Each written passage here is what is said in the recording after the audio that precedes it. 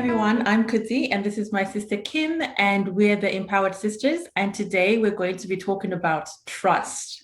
How do you know you can trust someone? So Kim, how do you know you can trust someone? So for me, I think the most important thing is time. So Mm, I believe that trust is a function of time. You can't like fast track it. You can't somehow like speed it up and like skip certain steps in a relationship. Unfortunately, it's just going to take time. So whether mm, it's a new relationship or an old relationship, if you want to build trust, it's going to be time. And with that time, it's consistent behaviors. So mm. while you are taking that time to build trust with someone, you have to show them that this is who I am and continue to show up in a certain way, because there's no point in spending so much time thinking you're building trust, but you're giving someone mixed signals. Sometimes you're reliable, you're present, other times you don't show up, you ghost them. That's not helping to build trust. So it's time combined with a consistent effort to like show up and show someone that you're interested, that you're keen, that you're loyal, and that you're going to stick around. You're not just sort of flip-flopping in and out of your life. I love that. And just want to add on to taking time. Like, I think you cannot, it will be risky to try and build trust without the time because it just makes me think of, when we're learning to drive, they say an Mhm. experienced driver is a driver who has driven in all weather conditions. So you need to know how to drive in the rain. You need to know how to drive in a storm. You need to know how to drive when it's really sunny and the sun's in your face.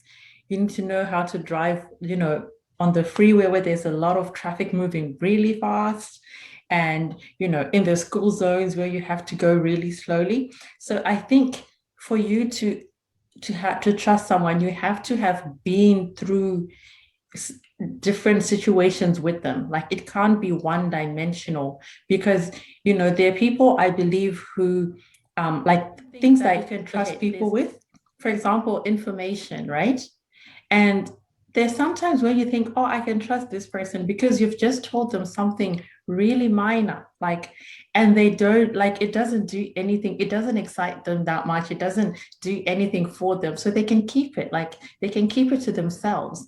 And and I believe when you get to know someone, you start to get to tell them deeper and deeper and deeper things about yourself. So you at first you might tell someone like maybe something you're not good at, and it's like, oh, big deal. Like no one will react to this, that, no one will be interested in that. And then you tell them like a deep, dark secret, you know what I mean? And then it's like, Mm. whoa, like, this information is, too juicy for me to keep to myself. And then they can, break the trust. So I think it's something that, you need to know, like, and experiment with different, start small and see how somebody reacts over time. And then not just um, be like the first time, like you've just getting to know somebody and then you just kind of divulge all your information. I think it's being, you need to tread lightly because trust, it does depend on, how deep the information is. And yeah, and then on, consistency, like it kind of goes hand in hand, the time and the consistency, because over time if you have consistently like kept information safe, or you have consistently been trustworthy with whatever it is, then you're more likely to be trustworthy in the future. So if you're trustworthy and then you break the trust and then you apologize and you're not really consistent, then it's kind of like red flags for someone. So just going on to red flags, what are some of the red flags that you can say, you can point out when it comes to trust, when you know that, okay, maybe this, I can't trust this person because of this, and this factor. So for me, I'd say one of my biggest red flags is someone who is different around different people. Mm, So around me, you're one person yeah. and you show me certain things, like you show me certain parts of yourself. Mm-hmm. And I start to think, okay, this is who you are. But then let's say there's now a different group of people around, or there's now more people involved, and suddenly you're backtracking on all the things you had said before, or you're behaving very differently. So Mm, let's say you're really kind and patient with me, but then the minute we're with someone else, you're being kind of snarky and mean. For me, that would be a red flag, because it's like, okay, so I don't really know who you are. Like, are you someone who is kind and patient, or are you really just a mean-spirited person? You're giving me mm, mixed signals, and I don't really know, like, okay, do I sort of take the good side as fact, or is this just like something random that's happening? It makes it very hard for me to trust you once I've mm. seen that sort of thing. Yeah, and yeah, that's very true. And for me, another red flag for me is someone who asks a lot of questions about you, but they're very reluctant to give any information about themselves.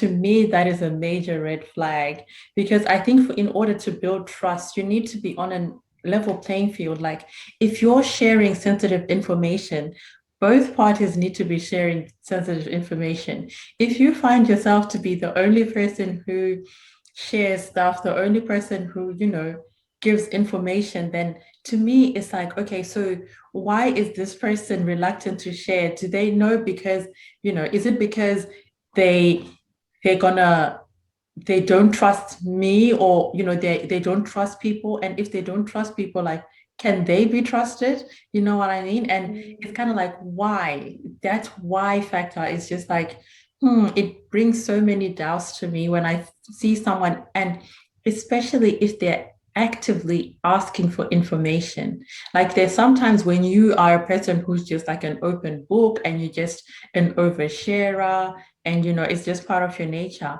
But if someone like is always asking you questions, like deep questions about yourself, like, oh, so what are you planning on doing, or what's happening in this area, what's happening with your family, it's like, like what really are you, why are you gathering this information, like what is the end goal? Like it's kind of like you're building a whole profile and I Mm, don't have any information about you, because I feel like if you're building trust, if you share information, I'm just focusing on information for now because there are different factors like even emotions and stuff like that.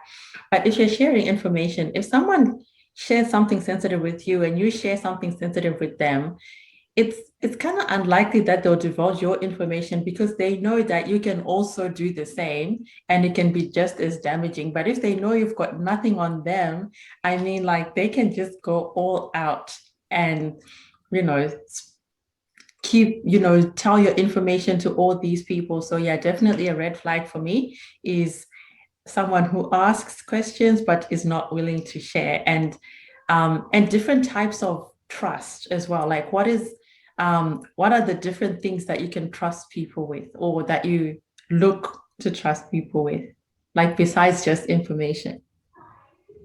so this actually brings up something I was gonna say also in Mm, terms of red flags. So I think it relates to both. mm, So I was gonna say respect, right? Respect is mm, a big thing with trust. I feel like it's a fraternal twin of trust. I mm. don't think you're having one without the other. They're not quite the same thing, Yeah. but I don't see how you can trust someone without respecting them and Mm, vice versa. yeah, yeah. So I think respect is a big thing. And for me, something that I'm still working on, and I think something that is starting to affect me the older I get, is respecting someone's time.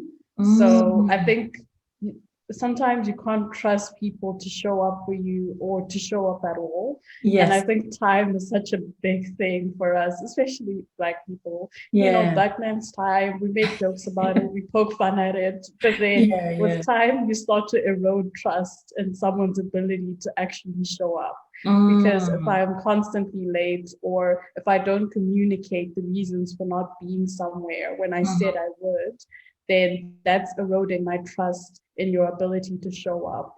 And I think Mm, that's one of the best things in a relationship, any sort of relationship. If you commit yes. to something, if you're not going to be there, say something, don't ghost people. The minute you ghost someone, when you previously said that you're going to show up, then that just shows that you can't be trusted. So I know time is one of those things that you often can't control, like certain things, and that's Mm, okay. Everyone's allowed to be late. I don't think everyone can be on time for everything. mm-hmm. But I think one of the things I've been trying to work on myself, because it wasn't really modeled for me a lot. So I'm consciously now trying to be mindful of other people's time as well. Mm, So if I know that, okay, like I'm going to be taking their precious time and not letting them know, then I make it an effort to like reach out and discuss it with them, mm, etc. And I'd love for people to do the same with me, because I'm in a profession where people don't really respect time, in the sense that everyone's busy. So everyone assumes like if I'm late for a good reason, you know. mm. And yes, that may be true, but then also just let the person know that this is why you're not there. Yeah. So that's one of the things I'm really passionate about. I'm trying to work on it myself. I'm not perfect, but I'm trying. Mm. Interesting you mentioned time, because when it comes to time and trust, it's also about honesty. Like it's about that respect, like, telling someone when you're going to be late, or, there's certain adjustments that you have to make. But it's also about how honest are you? Like if I call you and I say, how far are you? And you say, I'm 5 minutes away, Mm, you have shown, and if you consistently do that, you consistently lie, it, for me, it erodes trust, because it's like, why is it so easy for you to lie to me? Like it makes it seem as if you are willing to lie to get out of trouble. So what other lies are you gonna tell to get out of certain situations? Like I feel like, just be honest, even if you are late and you don't have a good excuse. If the meeting starts at 2:30 and you're still at home at 2:30, just be honest enough to say, hey, I'm actually still at home, I'm sorry, like I'm leaving now, or I'm leaving in the next 10 minutes.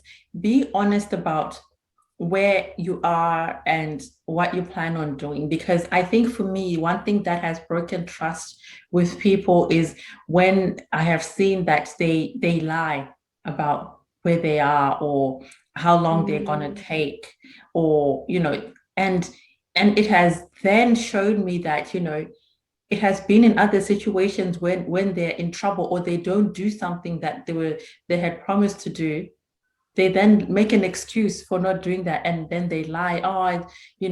So I think if you're in the habit of lying, if you allow yourself to get in a habit of lying to get out of trouble for not being on time, it's something that can actually be an unhealthy habit that's hard to break, and it can erode trust with different people. So yeah, definitely time, trust, and respect are kind of all intertwined, and it's kind of like a major red flag, and yeah, one of the aspects. And another, do you have anything else, like when it comes to time? I think that's most of what I wanted to say on Mm, that, with regards to respect and trust. Yeah. yeah, yeah. And another aspect that I wanted us to explore is emotions. Like, Mm, I think there's the element of time, there's information, but then it's like emotions, trusting someone to express yourself.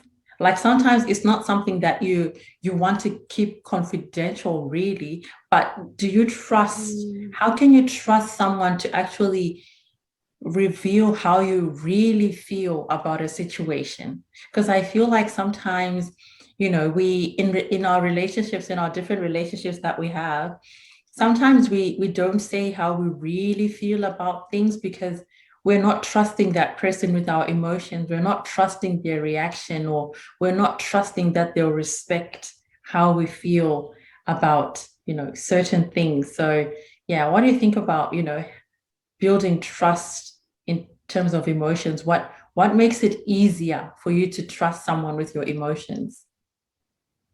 So I think before you can even start to think about trusting people, you have to be okay with being vulnerable, right? Mm, Because we live in a world where certain emotions, certain feelings, they're heavily judged for one reason or the other. Mm-hmm. So if you don't feel like I can come to you, I can come to someone with a certain emotion, with a certain thing that I'm struggling with, and they won't judge me, then you won't be able to trust them. So I think it's about like, can I be vulnerable around you? And then you hold that space for me without judgment? Or is it every time I seem to have like something difficult that I'm dealing with, that, you know, there's judgment introduced, or there's like a, I'm not really hearing you, I'm not really seeing you, you know, in that. So I think it's vulnerability on the person who's sharing. For the person who's sharing, they have to be able to be vulnerable, and then the other person to recognize that this is a vulnerable moment for them. So I need to be present and hold space for that, because if I'm not, I'm basically telling them, don't come to me with that hard stuff, you know. I'm not the person for that. Like, don't do that. And then they'll know, like, okay, I can't trust you with my emotions. Yeah. So I think it's all about being vulnerable, noticing that someone else is also being vulnerable, and then responding appropriately to that. Absolutely. And, you know, another thing about emotions for me is for me to know that I can trust you with my emotions, like you said, holding space, and you have to be comfortable with my vulnerability. Like if I am willing to be vulnerable, you need to be comfortable. And what that looks like is you're not silencing me, because sometimes when someone is uncomfortable with your truth and with your emotions, they will try and silence you, like, oh, like you say, or, you know, this is really affecting me, or this is how I feel about this particular situation, and you're being vulnerable. And then they're finding it uncomfortable. They don't know how to react to your truth. And they're like, they shut it down. They're like, oh no, it's not a big deal, or oh, you're being too sensitive, or you know, it's not that bad. Like they're trying to get you to stop expressing yourself. So, you know, that's for me, it's a red flag to say, okay, so that means I can't trust you with my emotions. Like you are not the person to trust, because you're not comfortable with how deep I'm going to go with my emotions. And maybe you are only comfortable with certain emotions like joy and, you know, happiness, positive emotions. When it comes to more real, deep, you know, sensitive, negative emotions, like, you know, I'm afraid of this, or, you know, I'm feeling, you know, really nervous, you know, it makes you uncomfortable. Then I know, okay, cool. I now I know I can't trust you with that. And it just makes me see that, you know, when it comes to trust, it's very multidimensional. And you one person can be trustworthy when it comes to one thing, but not another. Like someone can be trustworthy with your information. You can trust them 100%. If you tell them something, they're not going to tell anybody else, but they're not, but you can't trust them with your emotions, or you can't trust them with your time. Like, you know, they're not going to respect your time. And then someone is going to respect your time. They're always going to be there on time. They're going to tell you the truth if they're running late. Like, you know what? I've just woken up. I'm sorry. I know I was supposed to be there by this time. You know, you can trust them with that, but you can't trust them with information you tell them. So I feel like trust is, you know, it's sometimes hard to trust one person with everything. Like you can trust, you know, that, okay, when it comes to this person, I trust them with this. When it comes to this person, I trust them with this. And I think it's important for us to understand that people are like that, and not really to expect, you know, everything from one person, because sometimes it doesn't work like that. Yeah. Yeah. And I think when you're talking about like being able to trust someone with your emotions, I then remembered how like toxic positivity ties into that as well. Mm, This is something we have touched on before, but I just wanted to emphasize that for you to be able to be trusted by someone with their emotions, then you need to start realizing when you have toxic positivity traits. mm, So I used to pride myself in being a silver lining person. Like really bad things would be mm. happening, and I'd be like, yeah, but like we can look forward to this, or but this thing went really well. And it's like, yes, Yeah. but now you're failing to Yeah. acknowledge the fact that something really bad is also happening Mm, concurrently. And you need to be able to hold that tension inside you that, yes, like things are really tough in one aspect. And yes, they may be slightly better in another, and not try to dilute one with the other. Sort of both can exist, and be willing to hold that for someone else. Like if they're coming to you saying they're struggling, that's what they're struggling with at that point. Like for you to try and introduce all the other positive things in their life or the positive aspects of that situation, it may not be helpful while you're trying to build that trust or maintain that trust. So just be wary of like how you show up with to other people's emotions. Like you said, be comfortable in their discomfort. And I actually heard this really amazing quote today that basically discomfort is the admission to a meaningful life. That's the admission ticket to a meaningful life. So you're not building a meaningful relationship if you can never sit with someone else's discomfort and vice versa.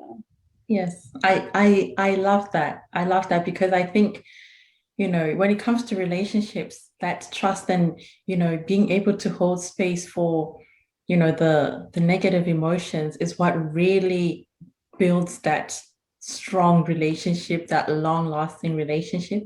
And I think one of the reasons, one of the barriers to trust is the fear of like holding space, or just the fear of what will happen if, you know, if this person just expresses like, and fear of what if they start to tell me negative things they feel about me. Are we ready to experience that? Are we ready to hear? You know, it's about the readiness and the fear of, you know, what if they, or even criticism, what if they're then too honest with me and they tell me when they don't like something, like how do I take criticism? It comes down to that as well. Like how comfortable are you with things that are not positive, or being told things that are not positive, because it then reflects on other people. We then project that on other people, that if we're not comfortable with criticism, if we're not comfortable with fears and, you know,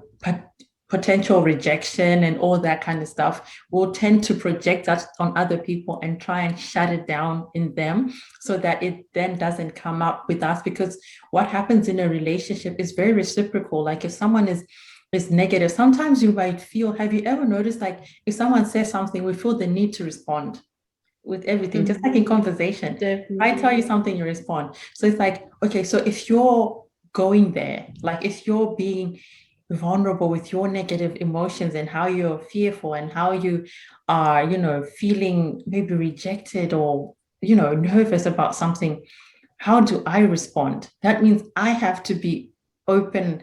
Like it's, or either I'm gonna be silent, or I have to respond by being vulnerable as well, and I'm not willing to go there. So I think sometimes that's what, you know, that's what's at play, and that's why emotions are the hardest thing to trust someone with. And we can have relationships with people where we trust them, we like them, we, you know, we've got a good thing going, but not we protect our emotions, we keep our emotions out of that relationship, our true emotions, unless they're positive. Like we're comfortable sharing all the good stuff, but all the negative stuff, we just keep that to ourselves. And then we're like, no, I'm just going to keep this to myself. And yeah, and I think that's a key to deepening relationships. And, you know, the more we can trust people fully, the deeper relationships we can have, then yeah, I think it'll be more fulfilling, and you just feel like you don't have to be guarded. Because sometimes you're like, oh, I can say this, but I have to be mindful not to say this other stuff, and we're not fully present because we're trying to moderate ourselves, like in that sense. Definitely. Yeah. And I think one of the last things I want to say on that is tests. Yeah. So don't test people. Testing someone is not like a conducive way to building trust, even if they so-called pass the test, because it basically shows them that you don't trust me in the first place, and you're sort of trying to force the trust. before it has naturally developed. So with new and budding relationships, it's okay not to completely trust someone like from the go. I don't think that's how things were ever meant to be, that you meet someone and you trust them with everything right away. Yes. So I know a lot of people try to like force that or try to like sort of fast track it in their minds with tests. So finding ways to test someone. For example, I tell you something really deep and really personal, and I'm like, okay, I'll wait to see like if I hear this in the rumor mill, because then I know I don't trust them. But then you're hurting yourself, you're hurting them really too. And now you're just like not helping the relationship. So like try not to test people in order to check for trust. Like we were saying earlier, trust is a function of time. If you're not there, you're just not there yet. So either give it time if it's something you want to pursue, or accept that this is someone who unfortunately you can't trust, and that's okay. You're not going to be able to trust everyone. But yeah, like don't test people. I don't think you would want to be tested. It's not a nice thing to do to someone else. And it's okay for your relationship to not have a certain aspect of trust. And it's something you can work on instead if you do want it to have that trust. Yes, yes. And, I just want to, finish off by saying or emphasizing that, sometimes we need to know where people are and understand that, and then release them from certain responsibilities we give them when it comes to trust. Like sometimes someone is not a bad person or an untrustworthy person, but then we are not mindful of their experience, and then we kind of like burden them too much. For example, and then if someone is feeling burdened, in order for them to kind of break it down and understand it, sometimes they will have to share that information just to make them feel better. So I'll just give examples of that.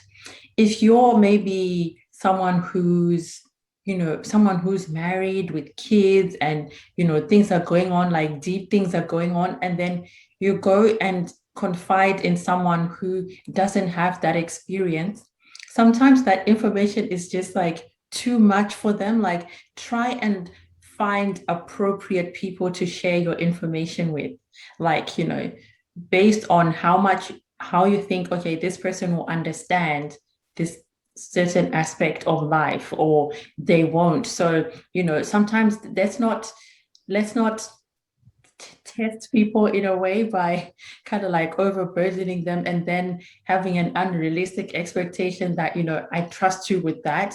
It's like, whoa, but this is just too big for me. This is beyond me. Like, it's too much information. Let's be appropriate in what we share with people, and know that, yes, I think the nature of the relationship we have means that I can go there with certain things. But if you're not there yet with someone, don't give them too much information, and then make it kind of inevitable for the trust to be broken, even though things were going well with that person. So yeah, just something to be mindful of when it comes to trust. So yes, guys, that's our thoughts on trust, and just for you to reflect on your relationship, how it's going, how you trust someone, who you trust with what, and to make sure that our relationships flourish and we don't get into those situations where we do have broken trust. So we will continue this conversation of trust in our next video, and we'll see you then. Bye.